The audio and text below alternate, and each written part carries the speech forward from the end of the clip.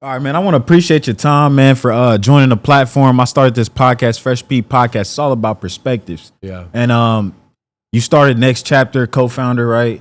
You came here to Indy, fall. You and Lance Stephenson, y'all came out to Fall Creek, pulled up, man. And I mean, people were just waiting. So can you just talk about just the presence and just the city, how it felt?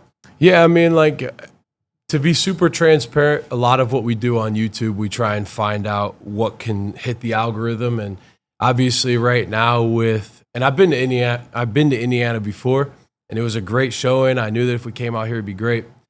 But with the NBA Finals going on and just the hype and the love for basketball in the city right now, Caitlin Clark is back, just a bunch of love for basketball here. People don't understand. Indiana basketball has some of the best culture for basketball ever, and that's like anywhere in the world. So I knew what it was coming out here, and Lance actually told me I've been trying to get a hold of. I've been trying to get a hold of him. I've been trying to get Lance to do a run with me in the last maybe like 2 months with the pay-per-view and stuff going on. He didn't want a chance getting hurt, but he told me he wanted to do it out here, and I was like, man, what better than Naptown? And we weren't going to do the kids camp, man. Last minute, obviously, like we had to make some things happen, pull some strings to get Lance to come through. So just everybody that was a part of that, super grateful and super appreciative of that. But yeah, I knew what it was coming out here. Yeah, man. So can you just talk about the event yesterday and just like the outcome and just the energy that you saw? Yeah, I mean, we promoted that, I want to say, maybe last week or something. And I knew it was going to be a lot of people out there. There was maybe like 3,500 shares on the post, and we usually base it off of the people that share the post and just pique the interest of the city. The event was great, though. Some cities have just like crazy energy, and some cities are just like hoop culture. They just want to pop out and see what's going on and just like be a part of the vibe. If there's a crazy energy moment, then there's going to be high energy. But yesterday, Indiana was one of those cities where it's like they got the hoop culture going on and everybody came out.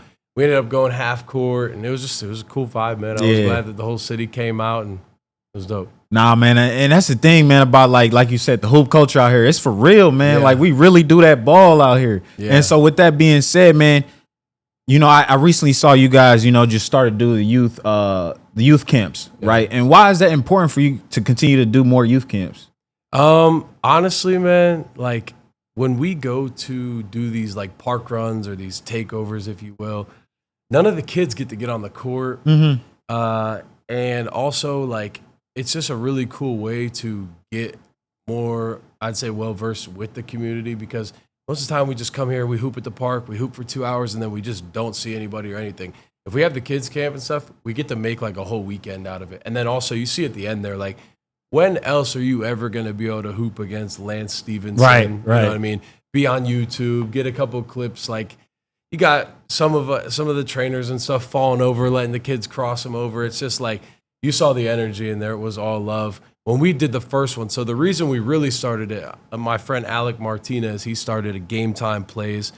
He invited me to his youth camp, and I went out there as like a guest appearance. Okay.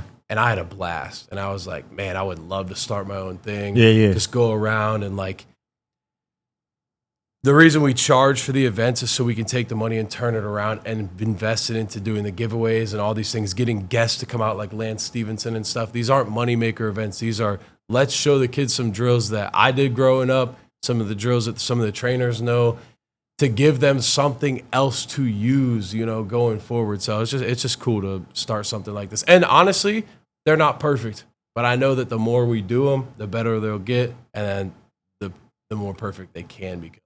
Yeah, and I know you're on a time crunch, right? I know you guys got to get going. So so what's your message to the youth? Because man, you guys got a lot of eyes on YouTube, man. I mean, people when they see you, man, freak, you know what I mean? They just want to say what's up. So with that being said, you guys got so many eyeballs. Like, what's your message to them as far as just like continuing to hoop and just staying? What's your message?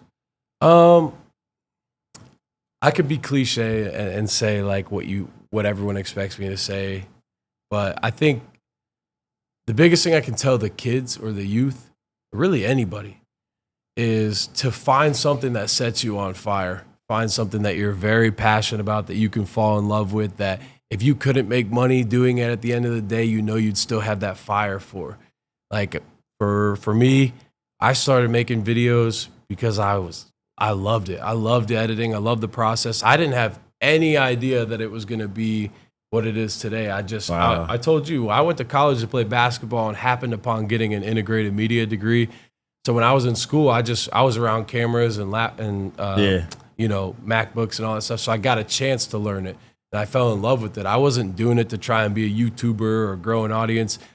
A lot of that stuff kind of just happened. I understood it, so I started to understand how to grow the audience. But all you kids out there, if you guys can find something that sets you on fire, don't let anybody tell you that you can't do it, man. Because if anybody out there has ever done it, you can too. Absolutely. And Friga, I want to thank you so much for just pulling up, man, blessing the city with your presence, man. I mean, we hoop out here for real, man. So please, man, don't forget about us, man. Make your way back to the 317, man. I appreciate your time. Yes, sir. Hey, TNC times Indianapolis. Hopefully next chapter versus Indiana soon. In that order. All right. We are out.